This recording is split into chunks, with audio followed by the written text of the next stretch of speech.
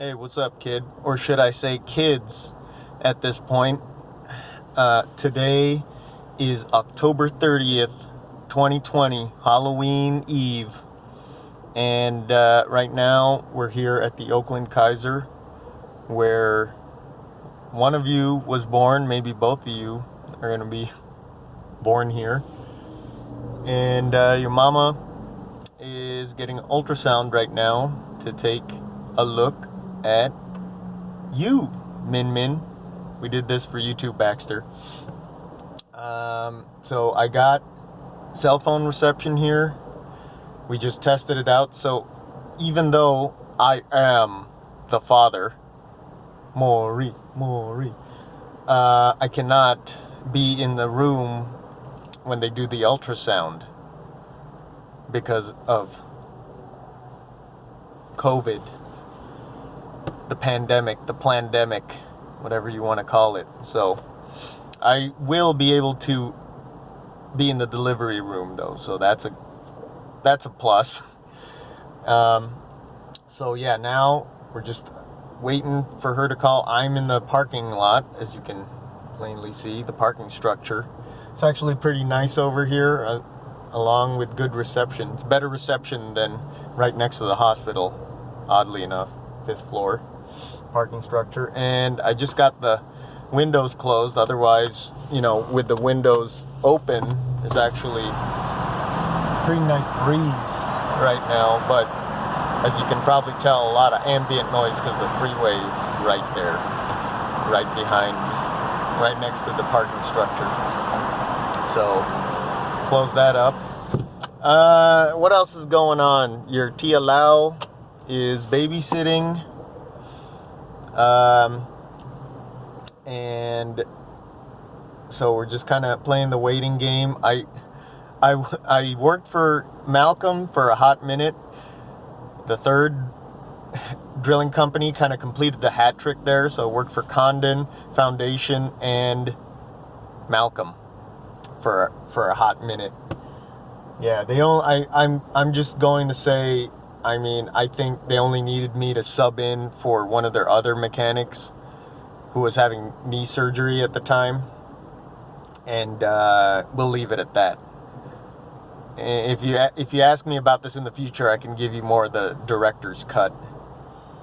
But if I were to distill all the reasons why it was such a short contract, I would just sum it up to say that. And they had a lot of people in the yard working on kind of back burner stuff, painting the inside of Connex boxes, shit like that.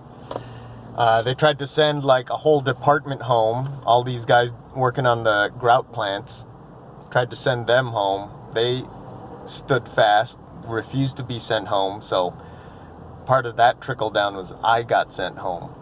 And I'm doing kind of a Groundhog Day thing now. I don't know if I mentioned that the last video, but during this time off, I'm just pretty much, instead of just sitting around, waiting for stuff to happen, I'm doing all the things that I've always wanted to do, but never had the time to. And a lot of that involves just spending time with family. Been going over to Ray, Daphne, and Ezra's place. Ray is my coach right now for weightlifting, so I'm getting into that more. I went over to Mama San's place, helped her organize the garage. Just went on a little day trip with Papa San, your Lolo Mon. He needed to go to Napa to check out a boat. He's on this thing, maybe he'll tell you about it, where he's just been looking to buy a boat for years. And I told him I don't think it's really about buying the boat. I think it's more like a crush situation, which you'll find out about one day. It's not really about, the achievement of being with your crush. It's more the yearning and the longing and the infinite possibility that's there when you have a crush. So anyway, I got I had a haircut scheduled at a barbershop in Napa, coincidentally, when he asked if We could go to Napa, so just took a trip with him. That was nice. And yeah, just spending time around the home when we're home, helping out.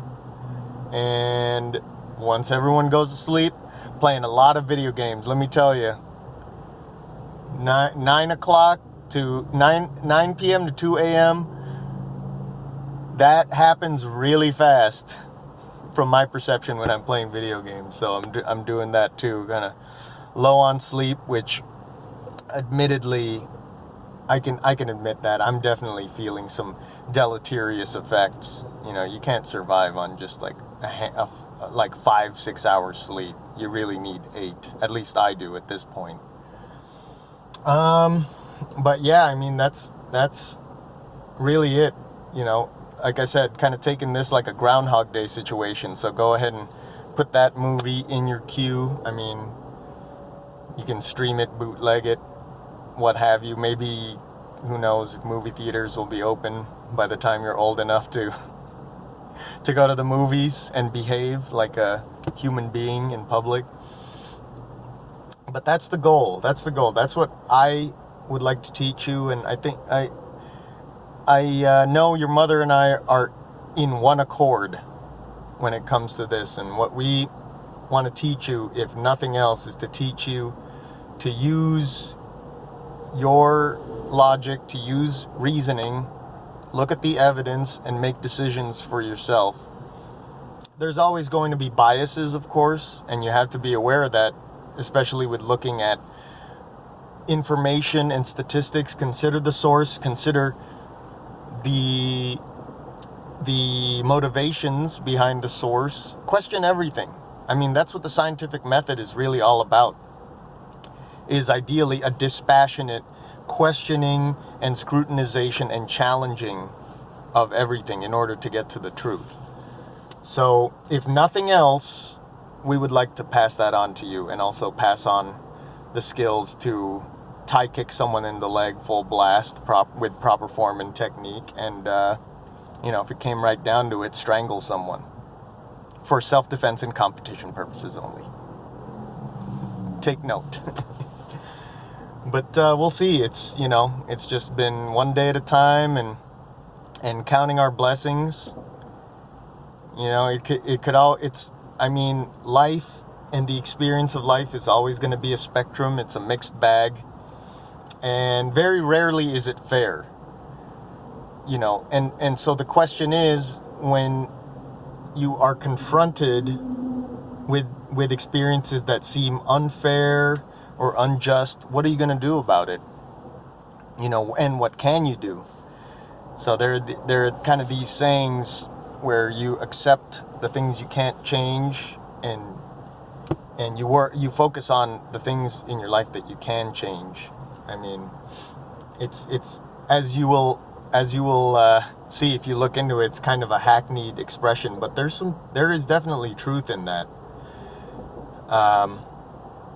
And it's just a daily practice as far as developing your own self-discipline and really being able to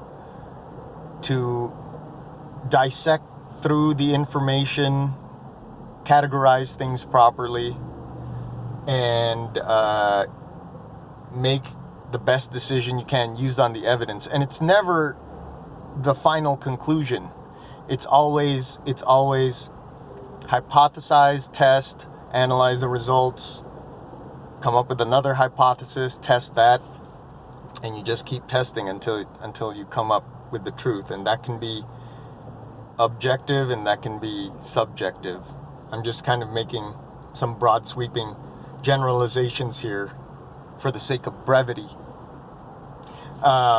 So those are really our goals. If we can prepare you with those skills, then you'll be able to navigate pretty well through this world and through reality, through your life, and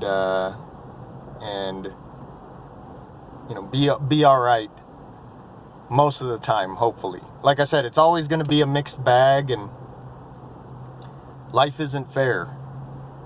no amount of changing laws and policies is ever going to delete that from the human existence.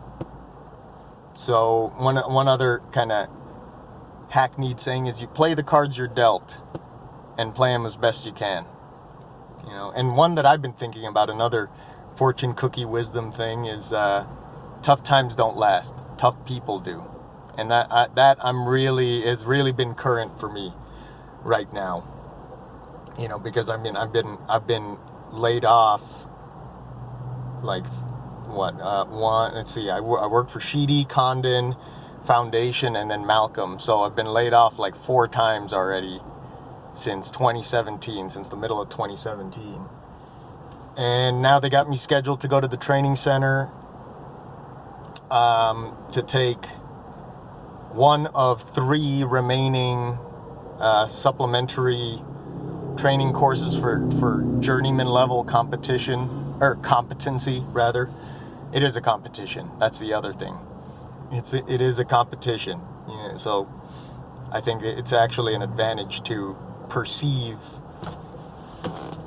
your experience in that way in the human world. You will have to compete. You will experience losing and you will experience winning. So, always try to learn from what you can learn from.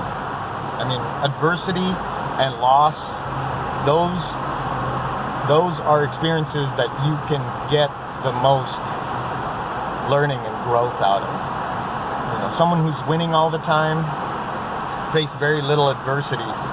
Once the adversity comes, they're not going to be as prepared as someone who's just been struggling more often than not. That's just life. Again, accept the things you can't change and focus on the things that you can change.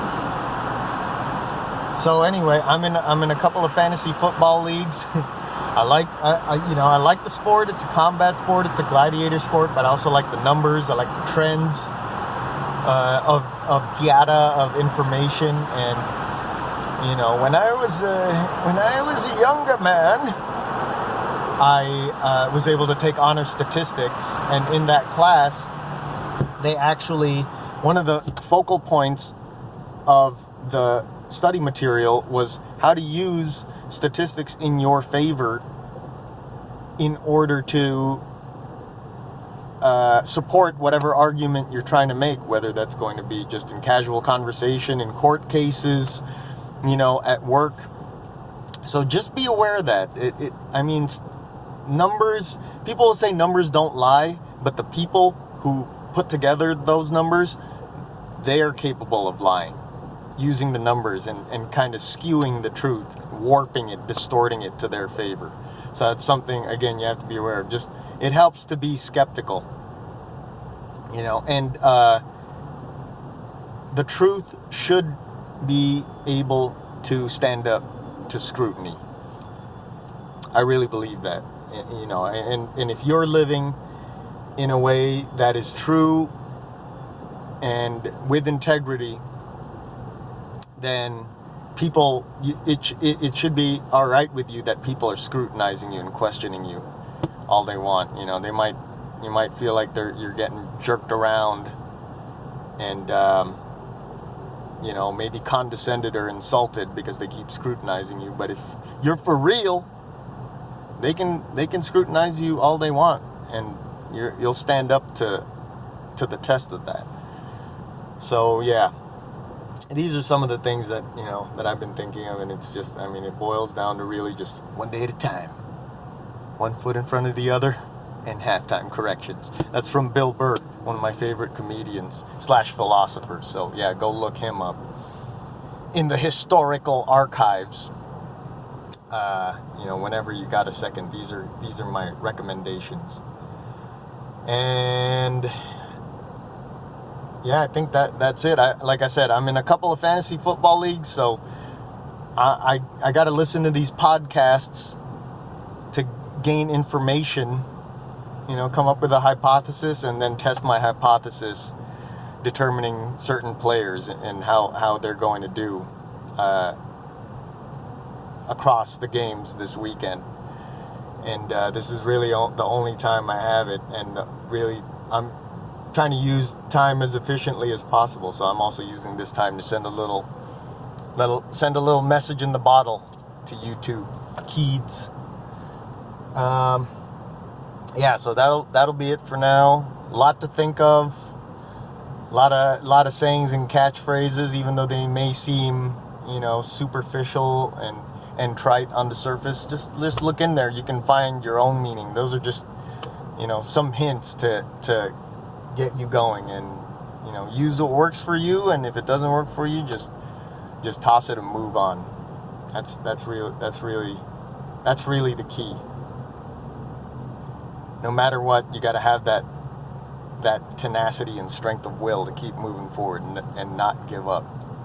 And you, like everyone, I'm sure has that little voice in them, that little weak little worm that just tells them, no, you can't do it, just quit, forget it. I mean, I got that. I've heard that voice. I've been hearing it a lot lately, but I'm not going to quit. I can't. That's really no option, especially with you two kids in the picture. So, you've done a lot to change my life. Just focus all my intentions and my motivations, and for that I'm grateful. Yeah, I think that's a good note to end on. Till next time, take care of yourself and each other.